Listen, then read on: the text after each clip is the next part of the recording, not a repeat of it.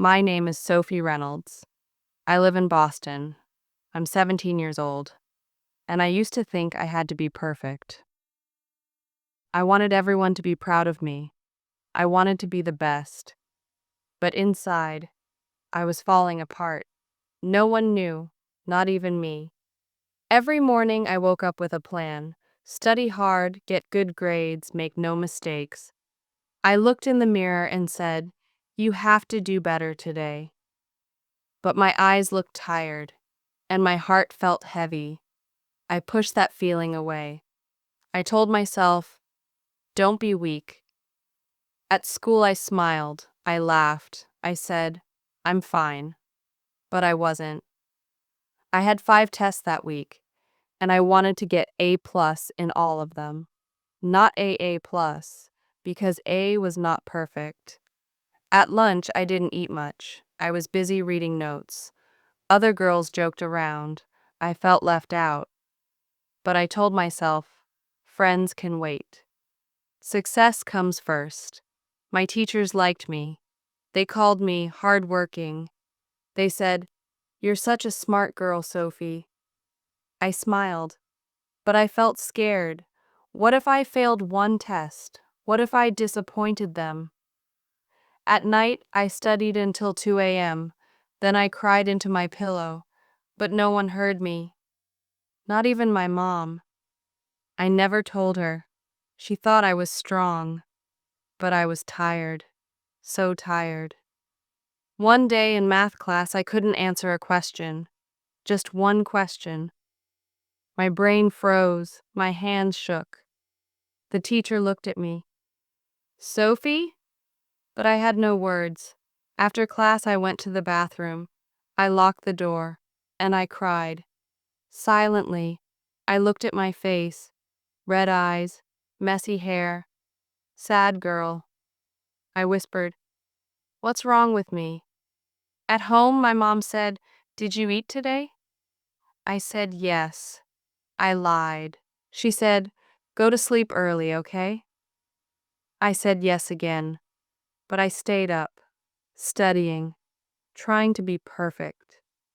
Sometimes I wrote in my notebook, "I'm scared. I'm tired. I want to stop."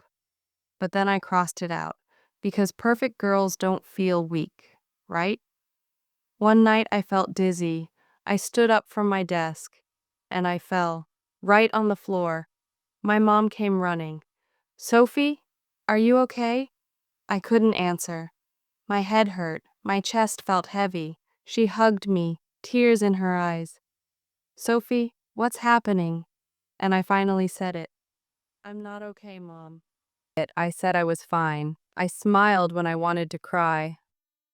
I said yes when I wanted to scream no. I hid everything until I couldn't anymore. After I fell that night, my mom made me rest. She gave me soup. She touched my forehead. "Do you feel sick?" she asked. I nodded, but not from fever. I felt sick in my heart, in my mind. That night I didn't study. I just stared at the ceiling. I felt empty, like a balloon with no air. But in the morning I put on my smile again, because school doesn't stop. And neither did the pressure. At school, my best friend Mia looked at me. "You okay?" I nodded fast. "Just tired." She said, "You've been tired for weeks." I laughed, too loudly. "Don't worry about me. I'm good." But she didn't smile. In chemistry class, I forgot to bring my homework. That never happened before. My teacher frowned. "Sophie, this isn't like you." I felt hot in my face. Everyone looked at me. I whispered, "I'm sorry. I forgot." He said, "You need to stay focused." And that broke something inside me. I went to the bathroom again, locked the door, sat on the cold floor, and I cried and cried and cried. My hands covered my mouth. but the pain still came out. I wanted to scream, "I can't do this anymore." That weekend, I stayed in bed. No books, no notes, no flashcards. Just me, lying there, staring. My mom knocked on the door. "Can I come in?" I didn't answer. She came in anyway. She sat beside me. "Sophie, I know something's wrong." I wanted to tell her everything, but the words were stuck, like stones in my throat. She held my hand. "You don't have to be perfect, baby." And those words, they opened the dam. I cried into her arms. I told her everything. The pressure, the fear, the tiredness, the lies. She just held me. She didn't tell me to be strong. She didn't say just get over it. She just listened. For the first time, I didn't feel alone. The next day, she made a call. She got me an appointment with a school counselor. At first, I didn't want to go. I said, "I'm not crazy."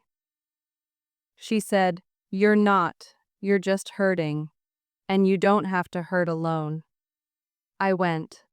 I sat in a soft chair, and a kind woman asked me, "How are you, Sophie?" And I didn't lie. I said, "I feel broken." She said, "That's okay. We can work through it together." I thought I had to be perfect, but I just needed to be real. I thought being strong meant hiding pain, but now I know strength is asking for help. And healing is not weakness. I started going to the school counselor once a week. At first, I didn't know what to say. I looked at the floor, I picked at my nails. But slowly, I began to talk about the pressure, about the fear of failing, about the tears no one ever saw. She listened. She never judged me. She said, "Sophie, your value is not your grades." Those words felt strange, like a new language, because I always thought, if I don't do well, I'm nothing. At school, I started changing things. I joined an art club, not because I was good at it, but because it made me feel calm. I started eating lunch with Mia again. We laughed. We shared secrets. I told her, "I'm not okay every day." She smiled and said, "No one is, and that's okay." I still studied, but not all night. I let myself rest. I let myself breathe. One evening, I closed my books early. My mom looked surprised. I said, "I'm tired." She smiled, and we watched a movie together, for the first time in months. I still had bad days. Sometimes the fear came back, the voice that said, "You're not good enough." But now, I had another voice too, stronger, kinder. It said, "You're doing your best. That's enough." At my next counselor session, she asked me, "What do you want for your future?" I said, "I want to be happy." She nodded. "And what does happiness look like to you?" I thought for a while. Then I said, "Peace. Smiles that aren't fake. Sleep without stress. And people who know the real me." She wrote something down. Then she said, "You're already on your way." A few weeks later, I got a B+ in history. Old Sophie would cry. New Sophie smiled because I tried, and that was enough. Now, I write in my notebook again, but not just worries. Now I write things like, "I am growing. I am not alone. I am enough." Sometimes I still feel the old pressure, but now I know what to do. I take deep breaths. I talk to someone. I don't hide. I don't lie. I'm not perfect. I never will be. But I'm real. I'm healing, and I'm proud of that. If this story touched your heart, please like, share, and subscribe. Your support means the world to me.